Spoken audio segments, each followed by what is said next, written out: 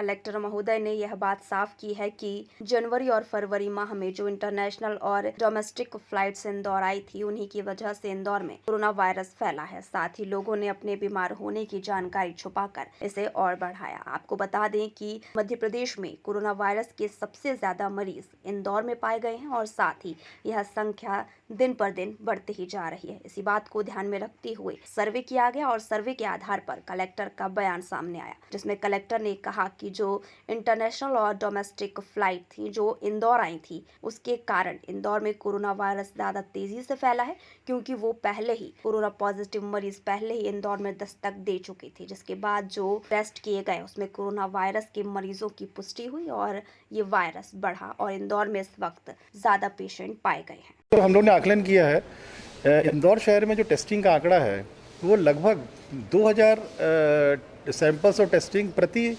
Million हो रही है। 1 मिलियन 10 लाख होता है, तो 2000 टेस्टिंग सैम्पलिंग टेस्टिंग पर मिलियन का जो आंकड़ा है ये देश में सबसे ज़्यादा है। जो इंदौर में टेस्टिंग के जो रेट है, जो हम लोगों ने सैम्पलिंग की है पर मिलियन में, वो इससे ज़्यादा आंकड़ा किसी शहर का नहीं है पूरे संपूर्ण भारतवर्ष में। इसी वजह से हम लोग आइडेंटिफाई करने में सफल हुए हैं केसेस को। अलग अलग मोहल्लों में जो केसेस आए हैं वो सफल हुए आइडेंटिफाई करने में। उन मोहल्लों में सतर्कता जो बरतनी थी हम लोगों को, सैनिटाइजेशन की और उसको कंटेनमेंट की और पेरीमीटर डिफाइन करने की और बैरिकेडिंग की, वो हम लोगों ने किया है। सुबह शाम सैनिटाइज हो रहा है। इंदौर के बाद केवल जयपुर आता है जिन्होंने 1800 सैंपल्स प्रति मिलियन का सैम्पलिंग और टेस्टिंग की है। तो इंदौर की जो एक्सेसिव सैम्पलिंग हुई है, इस वजह से डेफिनेटली पॉजिटिव संख्या ज़्यादा आएगी, पर पॉजिटिव संख्या ज़्यादा आने से ही आइडेंटिफिकेशन हो पाया है इंदौर में। तो ये भी मैं बताना चाहूँगा, जैसे यूके का आप ले लें, अमेरिका इंग्लैंड का हमारा 2800 करीब का है, 2800 टेस्टिंग पर मिलियन, मतलब पर 10 लाख। स्पेन हो गया, इटली हो गया, फ्रांस हो गया, इनका सबका 2200 करीब का है। इस समय इंदौर में जो टेस्टिंग हो रही है, सैम्पलिंग हो रही है, डे 1 से हम लोगों ने कभी इसको रुके नहीं। हम लोग सैम्पलिंग टीम्स बढ़ाई हम लोगों ने और इतनी सैम्पलिंग कर दी हमने। थोड़ा रिपोर्ट जरूर आने में समय लगा क्योंकि टेस्टिंग फैसिलिटी हमारे यहाँ भी कम थी। अब 600 करीब हो जाएगी 2-3 दिन में। इंदौर में भी 600 testing per day.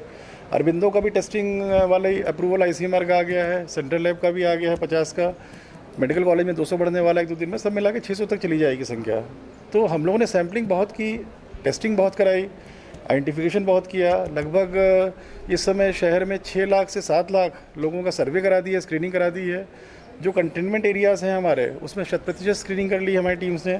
Containment area के बाहर जो बफर जोन है, जिसमें कि निर्देश ये हैं कि उनमें स्क्रीनिंग नहीं करनी, किंतु किसी PSC से जोड़ कर रखना है, उन बफर एरियाज़ की सर्वे भी हम लोग करा रहे हैं एक कदम आगे बढ़ के।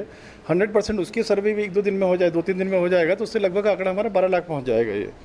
तो इंदौर में highest level of sampling, highest level of testing और वृहद स्क्रीनिंग जो की जा रही है, इसका फ़ायदा अभी 3-4 दिन से हमको दिखने में आ रहा है और उम्मीद है कि 7 से 10 दिन में काफ़ी हद तक इस शहर को एक नॉर्मलसी मिलेगी।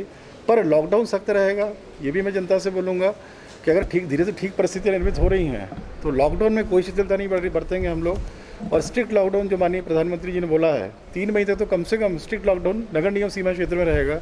ग्रामीण एरिया को जरूर धीरे धीरे हम लोग थोड़ा ईज आउट करेंगे।